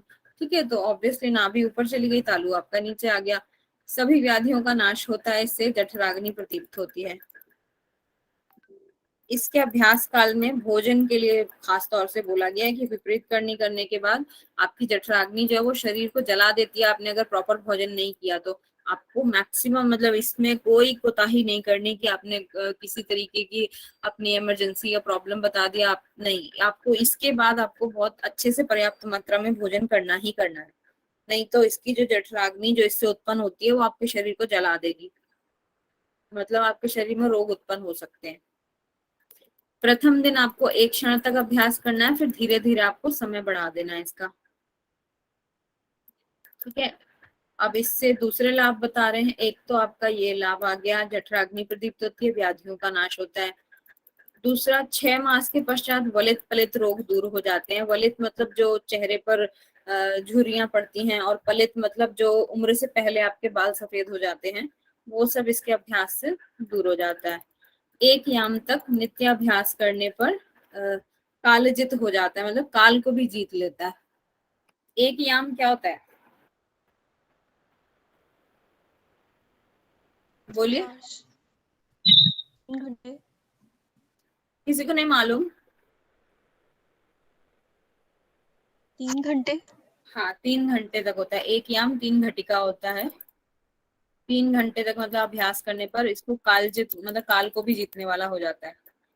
ठीक है, वज्रोली के बारे में बोला है, योनि में पतित बिंदु को अभ्यास से ऊपर खींचना है। आप सब ये लास्ट की जो क्रियाएं इनके बारे में अच्छे से पढ़ लीजिएगा अगर ज्यादा डिटेल में चाहिए हो तो, वरना इतना एग्जाम पॉइंट ऑफ व्यू से इनफ है। ठीक है, तो योनि में पतित बिंदु को अभ्यास से ऊपर खींचा जाता है। इसमें बिंदु का शरण और मृत्यु का रक्षण करना इसमें जीवन माना जाता है। मतलब जो बिंदु आपका जो शरण हो रहा होता है उसको कंट्रोल करते हैं यहाँ पे, और बिंदु का अगर आपका क्षय हो गया तो आपकी मृत्यु निश्चित है, अगर आपने उसको रक्षा कर ली तो आपका जीवन निश्चित है। ठीक है, बिंदु धारण से आपकी सुगंध उत्पन्न होती है। बिंदु यहाँ पर वीर्य के लिए बोला गया है। कुंडलिनी जागरण होता है, नाड़ी का शोधन होता है, प्राणापान की एकता होती है। मोस्ट ऑफ टाइम इसमें रिपीटेड हैं सारे लाभ। नलिका इसमें क्या क्या यूज करनी है, किस तरह की ट्यूब होनी चाहिए क्लियर ये वज्रोली करने के लिए, तो ये बताई है। इसको याद करने के लिए आसान है तरीका कि महंगे से सस्ती धातु की ओर जा रहे हैं। कांचन मतलब सोना, उसके बाद चांदी, रूप चांदी को बोला है, ताम्र तांबा हो गया, अयस लोहा हो गया, नाग शीशा हो गया, और 20 अंगुल लंबी या ऑप्शन में 12 अंगुल लंबी, कुछ ऐसा वहां पर दिया गया है। तो महंगी धातु से सस्ती धातु की तरफ आ रहे हैं तो आपको ऐसे याद करने में क्रम आसान रहेगा। सोना, चांदी, तांबा, लोहा, फिर शीशा। आधान काल में गर्भस्थ शिशु की 4 वस्तुएं निश्चित की गई हैं। मतलब इसमें ये पहले से ही बता दिया गया है कि वज्रोली क्रिया के दौरान ये 4 चीजें जो हैं शिशु के लिए पहले से ही निश्चित हो जाती हैं कि उसकी आयु कितनी होगी, वो किस प्रकार के कर्म करेगा, उसकी वित्तीय स्थिति क्या होगी, उसको किस प्रकार की विद्या मिलेगी। हालांकि इस पर डिटेल में बहुत ज्यादा सिद्धांत पद्धति में बोला गया है, लेकिन यहाँ पर भी इतना इस वज्रोली के लिए बोल दिया गया है। इसके 2 भेद हैं, सहजोली और अमरोली। सहजोली की क्रिया में जला हुआ गोबर की भस्म को लेकर जल में मिलाकर वज्रोली क्रिया के बाद शरीर में लगाया जाता है। अमरोली क्रिया में इसका अभ्यास करते हुए अमरई यानी कि सोमस्त्राव का पान करते हैं। ज्यादा डिटेल दी नहीं है क्योंकि जरूरत भी नहीं है एग्जाम के लिए उसकी। शक्ति चालन में बोला है, कंद के ऊपरी भाग में कंद स्थान, बताइए कंद स्थान कहाँ होता है? मूलाधार और स्वादिष्ठान के बीच।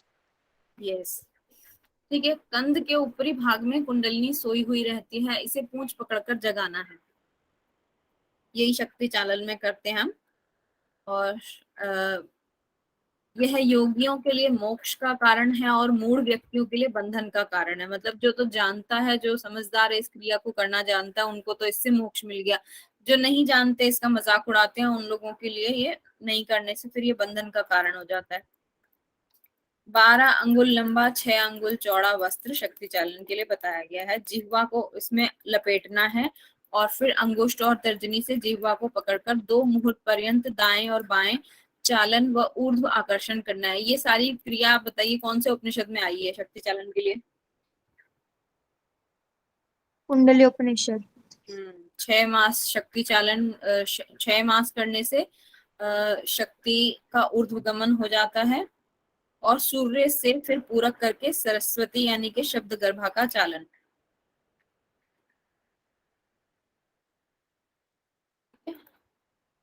पर्यायवाची ये आप एक बार रीडिंग ले देती हूँ, लेकिन आपको याद करने पड़ेंगे। ये शक्ति चालन के पर्यायवाची दिए हुए हैं। फणी बोला जाता है, कुंडलिनी, नागी, चक्री, वक्री, सरस्वती, मिलता जुलता है ना चक्री वक्री, ये भी याद रहेगा। सरस्वती तो पता ही है शक्ति चालन को बोला जाता है। ललना, और क्या बोला है इसको, प्राणवाहिनी, व्यापिनी, रसना, क्षत्री, ललाटी, शक्ति, शंखिनी, रज्वी, भुजंगी, अष्टवक्रा, कलनाधरा, इतने सारे पर्यायवाची दिए हुए इसमें।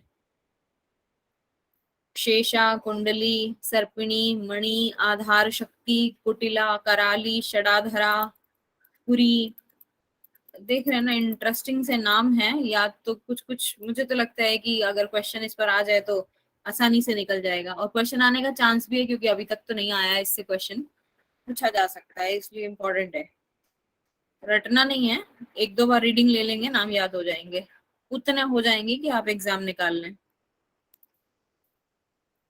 खेचरी के लिए जीभ का कपाल कुहर में प्रवेश करना, मतलब तालू से ऊपर वाला जो तालू की तरफ जो एरिया होता है, जीभ को उसमें उलट कर लगाना है। भ्रू मध्य में दृष्टि रखनी है। अच्छा, भ्रू मध्य में दृष्टि और किसके लिए आती है?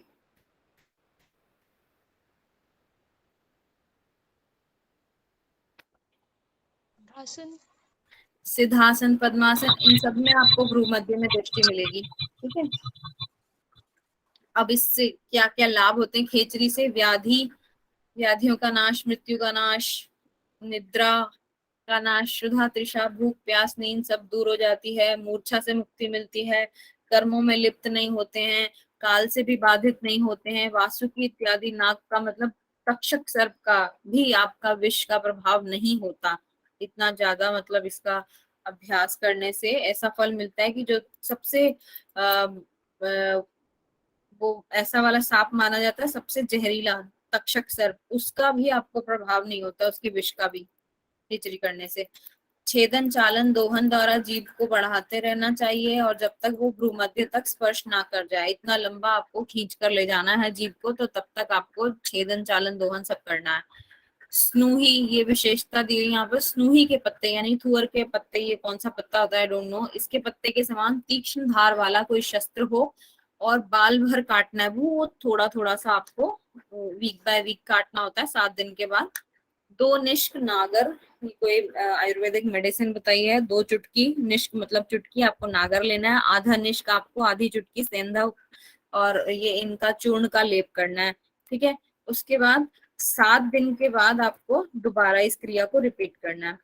ठीक है, संकेत क्या दिया है इसमें? इसके लिए सर्पाकार वलयकार 2 श्रृंखलाओं से बंधा हुआ 6 वितस्ती यानी कि 20 अंगुल परिमाण वाली खोपड़ी सहित श्रृंखला के विलय में जिह्वा का प्रवेश कराएं, जिससे वह सुषुम्ना में गति करने लगती है। इसके पश्चात वह ब्रह्म स्थान में पहुंच जाता है और 8 प्रकार का हमें नाद सुनाई देता है। मतलब खेचरी करने के बाद हमें क्या क्या चीजें महसूस होती हैं, ये सब आपको संकेत में दे रखा है। ठीक है, कि ब्रह्म स्थान में पहुंच जाता है, आपका 8 प्रकार का नाद सुनाई पड़ रहा है। किस प्रकार के, ये खोपड़ी वाला मुझे भी समझ में नहीं आया, ये 6 वितस्ती 20, खोपड़ी वाला क्या है यहाँ पर? 1 सेकेंड,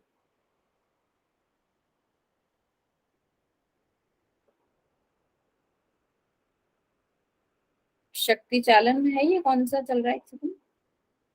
खेचरी। खेचरी। खेचरी।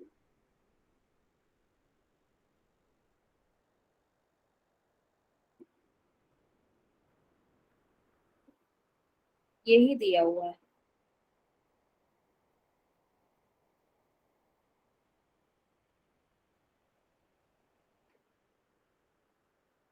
यही दिया हुआ है इसके लिए संकेत में ना, ये पॉइंट्स दिए हुए हैं। खोपड़ी सहित क्या है मुझे भी नहीं समझ में आ रहा है। ये 6 वितस्ती 20 अंगुल परिमाण वाली खोपड़ी सहित होना चाहिए, ऐसा संकेत में दिया है। श्रृंखला के विलय में जिह्वा का प्रवेश कराएं और फिर जिससे वह सुषुम्ना में गति कराने लगती है। मतलब जीभ को आप इतना ऊपर तक लेके जाते हैं कि वो सुषुम्ना तक प्रवेश करने लगती है और उसके बाद फिर ब्रह्मस्थान में पहुंच जाती है और 8 प्रकार के नाद हमें सुनाई देते हैं। मतलब खेचरी करने से ये सब होता है। 8 प्रकार के नाद कौन कौन से सुनाई देते हैं? घंटा, दुंदुभी, शंख इत्यादि नाद, वीणा, वेणु, निनाद, तनून, पात, तड़ित, तारेश, पवनोपम। ऐसे के ऐसे ये श्लोक में यही दिया हुआ नाम, ठीक है, ये याद कर लीजिएगा। अमृत के रस का सेवन करने पर निम्न रस की अनुभूति होती है। जो खेचरी से जब जीभ को ऊपर ले जाते हैं, जब अमृत रस पान करने लगती है, जब जीभ इतनी ऊपर पहुंच जाती है, तो उसके बाद हमें ये ऐसे ये जो रस के नाम दिए हुए इनकी अनुभूति होती है। ये इंपॉर्टेंट है, पूछा जा सकता है खेचरी में कौन से रस की अनुभूति होती है? क्षार, कटु, तिक्त, दुग्ध, मधु और आज्य। ये 6 प्रकार के रसों की हमें अनुभूति होती है खेचरी में। गो यानी कि जिह्वा को बोला जाता है, इसका तालु में प्रवेश ही गोमांस भक्षण कहलाता है, ठीक है। और चंद्र से स्रावित सार ही अमर वारुणी है। अमर वारुणी की इसको संज्ञा दी गई है, ठीक है, खेचरी को ही। इन दोनों को करने वाले योगी ही स्वात्माराम जी, मतलब जो अमर वारुणी और ये जो खेचरी, इन 2 क्रियाओं को करने वाले को आत्माराम जी ने कुलीन माना है, अन्य को वे घातक मानते हैं। घातक मतलब अन्य जो है वो हमारे लिए कोई मतलब कोई साधक नहीं है, वो कोई मायने नहीं रखते, वो सिंपल लोग हैं। लेकिन कुलीन जो लोग हैं, मतलब कुलीन मतलब जो ऐसा माना जाता है कि अच्छे घर के अच्छे संस्कारों वाले हैं, तो उनको स्वात्माराम जी ने ऐसा माना है, जो खेचरी और अमर वारुणी करते हैं। अदरवाइज बाकी को वो ऐसे नॉर्मल मानते हैं, मतलब कुलीन घर के नहीं है, फालतू टाइप से जैसे कह सकते हैं। इसके पर्यायवाची दिए हैं, ठीक है। खेचरी के पर्यायवाची ईड़ा के, पिंगला के और भ्रूमध्य, इसके पर्यायवाची दिए हुए हैं, आप लोग पढ़ लीजिएगा। ये नोट्स आपको दे दूंगी मैं ये, ठीक है। 3rd चैप्टर छोटा सा ही है, कर लें, दिखा देती हूँ मैं आपको कितना है। मानस नियम, कायिक नियम दिए हैं, 84 आसन दिए हैं। ये तो आप खुद पढ़ने पड़ेंगे, आपको 84 हैं। सिर्फ एक रीडिंग लेनी है, रटने नहीं है, क्योंकि रटने की टेंशन में आप बाकी सब कुछ छूट जाएगा और ये एग्जाम में नहीं आने वाला है, ठीक है। 10 आसन बताए हैं, उनके लाभ बताए हैं। प्राणायाम का विवेचन छोटा सा दिया हुआ है, ज्यादा नहीं है। कुंभक का समय दिया हुआ है, प्राणायाम करने से क्या क्या नुकसान गलत प्राणायाम से हो सकते हैं, और नाड़ियों का शोधन छोटा सा ही है, कर लेते हैं।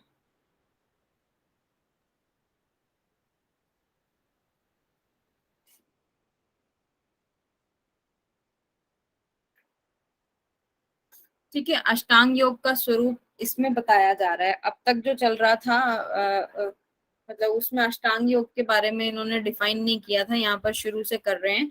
मानस नियम और कायिक नियम जो हैं हमें बताए गए हैं। इसमें 15 मानस नियम है और कायिक नियम 14 है, ठीक है। श्लोक में जो जो संख्या नाम दिए गए हैं, वो संख्या नहीं, वहां पर जो नाम दिए गए हैं उनके आधार पर यही है। तो मनः प्रसाद, संतोष, मौन, इंद्र निग्रह, दया, दाक्षिण्य, आस्तिकता, आर्जव, दाक्षिण्य नहीं, यहाँ पर दक्षिणा होना चाहिए, या उसका मतलब यही होगा, मार्दव, क्षमा, भाव शुद्धि, अहिंसा, ब्रह्मचर्य, स्मृति, धृति, ये रटने वाले नाम है, ठीक है। इनमें मैं आपकी हेल्प नहीं कर सकती, ये आपको रटने पड़ेंगे। कायिक नियम में है स्नान, शौच, रित, सत्य, जप, होम, तर्पण, तप, दांति और ये कांति नहीं है यहाँ पर, दांती, ये मैंने चेक कर लिया था। तितिक्षा, नमस्कार, प्रदक्षिणा, व्रत, उपवास आदि। ये आपके 14 कायिक नियम हो गए।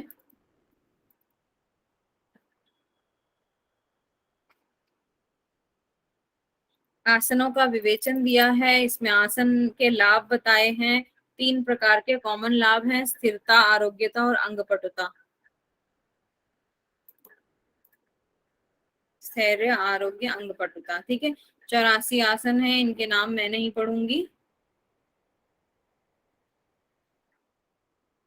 मुख्य 10 आसन कौन से हैं इसको हमें याद करना जरूरी है, 84 का नाम जरूरी नहीं है। जरूरी क्या, बिल्कुल ही ना करें उसको, मैं तो यही सलाह दूंगी, उसको पढ़िएगा भी मत, क्योंकि उसमें से नहीं आएगा प्रश्न। स्वस्तिकासन, गौमुखासन, पद्मासन, वीरासन, सिद्धासन, मयूरासन, कुक्कुटासन, भद्रासन, सिंहासन, मुक्तासन। ये 10 आसन है, इनमें भी श्रेष्ठ 4 जो बताए हैं, सिद्धम, पद्मम, सिंहम, भद्रम, ठीक है। ये 4 आसन है। 1 वर्ष से कुछ अधिक समय में सिद्धि प्राप्त कराने वाले योगी के कौन से लक्षण होते हैं? जो 1 वर्ष से कम समय में सिद्धि प्राप्त कर लेता है ऐसा योगी, उसमें क्या क्या विशेषताएं होती हैं, उसके क्या लक्षण हैं? ब्रह्मचारी होता है, मिताहारी होता है, त्यागी होता है और योग का पालन करने वाला, योग पारायण होता है, ठीक है। उसके समान क्या नहीं है? किसके समान क्या नहीं है? यहाँ पर एक श्लोक में बोला गया, सिद्ध के समान कोई आसन नहीं, मतलब सिद्धासन के समान कोई आसन नहीं है, केवल के समान कोई कुंभक नहीं है, खेचरी के समान कोई मुद्रा नहीं है और नाद के समान कोई लय नहीं है, ठीक है। ये याद कर लेंगे। आसन के लाभ कॉमन जो बताए गए हैं और प्राणायाम, ये सब। आसन रोगों का नाश करता है, प्राणायाम पातक, पातक भी जो बीमारी, कोई वायु से जुड़ी हुई बीमारियां होती हैं उसको समझ लीजिए। और प्रत्याहार मानसिक विकारों का नाश करता है। प्राणायाम के बारे में कहा है, आसन के दृढ़ होने पर साधक इंद्रियों को वश में करके गुरु के बताए हुए मार्ग से प्राणायाम का अभ्यास करे, ठीक है। मतलब आसन करने के बाद जो है प्रत्याहार कर लिया, ठीक है। प्रत्याहार करने के बाद प्राणायाम, यहाँ पर आसन के दृढ़ होने पर साधक इंद्रियों को वश में करके गुरु के बताए हुए मार्ग से प्राणायाम का अभ्यास करे। यहाँ पर इंद्रियों को वश में करने की बात पहले बोल दी है, जो कि इंद्रियां, जो कि प्राणायाम के बाद प्रत्याहार का पार्ट आता है, यहाँ पर पहले ही बोल रहे हैं कि आसन के बाद आपको इंद्रियों को वश में करना है, उसके बाद प्राणायाम करना है गुरु के बताए हुए मार्ग से।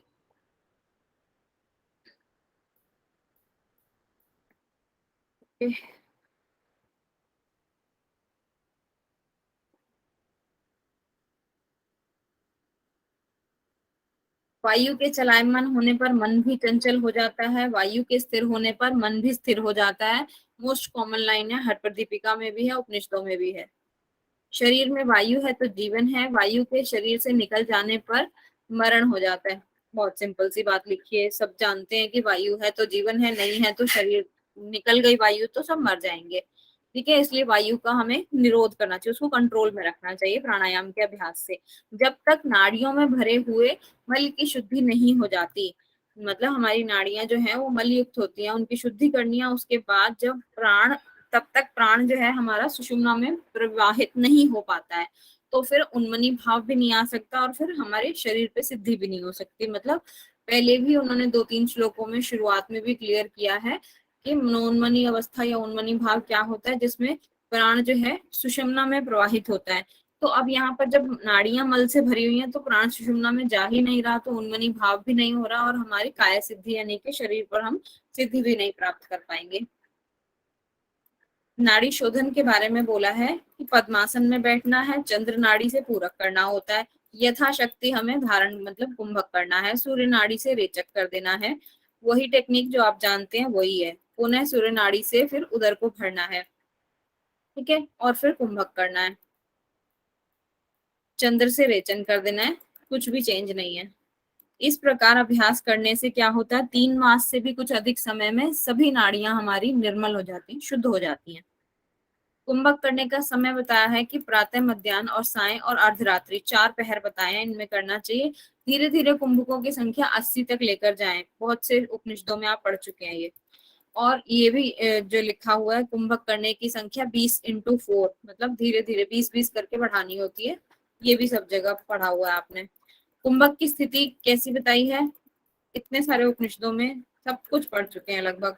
कनीयस में होता है कि पसीना निकलता है, मध्यम में हमारा शरीर कांपता है, उत्तम में आपका प्राण जो है प्राण स्थान ब्रह्मरंध्र में पहुंच जाता है। प्राणायाम से उत्पन्न पसीने को शरीर पर लगाना चाहिए, मर्दन करना चाहिए। ऐसा करने से शरीर में दृढ़ता और लघुता उत्पन्न होती है। सिंह व हाथी इत्यादि की तरह प्राण को हमें धीरे धीरे वश में करना चाहिए। मतलब एकदम से आप सोचें कि सारे के सारे 80 राउंड हम एक ही दिन में कर लें, वैसा नहीं करना है, धीरे धीरे आपको करना है। और इसके बाद शीघ्रता करने से हमारे हानि हो सकती है। प्राणायाम अगर गलत कर लिया तो उससे क्या क्या आपको नुकसान हो सकते हैं, सभी रोगों की उत्पत्ति। ठीक है, अगर गलत प्राणायाम कर लिया तो जो दोष हम दूर कर रहे थे अभी तक, तो सारे रोग उत्पन्न हो जाएंगे। हिचकी आ जाएगी, श्वास की समस्याएं हो जाएंगी, खांसी की समस्या, सिर कान आंख में दर्द होने लगेगा, और भी अनेक प्रकार के रोग आ जाएंगे। ठीक है, इसलिए प्राणायाम बहुत केयरफुली करने की चीज है, गुरु के बताए हुए मार्ग के अनुसार। पहले ही मेंशन कर दिया उन्होंने, गुरु के बताए मार्ग से करना है। नाड़ी निर्मल होने पर बाह्य लक्षण कौन कौन से प्रकट होते हैं? शरीर की कृशता, शरीर जो है थोड़ा पतला हो जाता है, कृशकाय हो जाता है। कांति उत्पन्न होती है, अग्नि प्रदीप्त होती है, नादाभिव्यक्ति, नाद उत्पन्न होने लगता है, वायु को यथेष्ट धारण करने की शक्ति आ जाती है, कुंभक ज्यादा से ज्यादा हम कर पाते हैं, आरोग्यता आ जाती है शरीर में। याज्ञवल्क्य के अनुसार प्राणायाम की परिभाषा दी है उन्होंने अपने हठ रत्नावली में, कि व्याहृति प्रणव और शिरस मंत्र के साथ गायत्री मंत्र को 3 बार उच्चारण करना। व्याहृति ये हमने कौन से व्याहृति हमने उपनिषद में पढ़ी है, जो प्रिंसिपल 10 उपनिषद हैं उसमें एक मुझे ध्यान नहीं आ रहा है, मुंडक उपनिषद है या किसमें व्याहृतियां हमने व्याहृतियां पढ़ी हैं। उसके अनुसार व्याहृति प्रणव और शिरस मंत्र आई विल क्लियरली लेटर, मुझे भी शिरस मंत्र का मतलब नहीं पता है। तो इसके साथ हमें गायत्री मंत्र को 3 बार उच्चारण करना है। ये प्राणायाम है याज्ञवल्क्य जी के अनुसार। ठीक है, यहाँ पे आपका 3rd चैप्टर कंप्लीट हो गया। ठीक है, 4th चैप्टर हम कल करेंगे। जी मैम।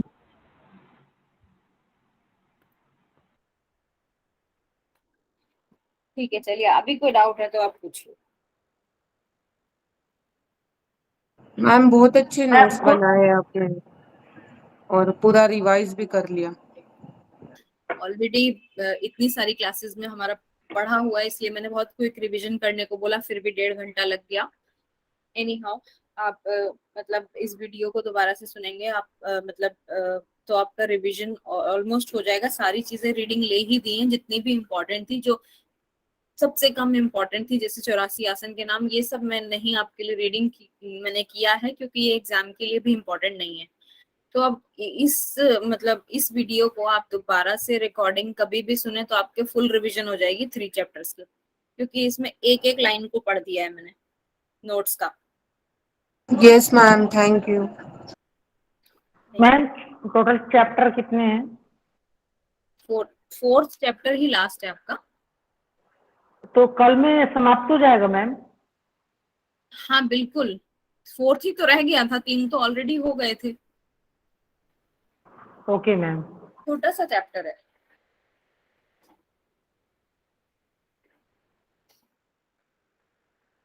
एक सेकंड, मैं रिकॉर्डिंग ऑफ कर देती हूँ।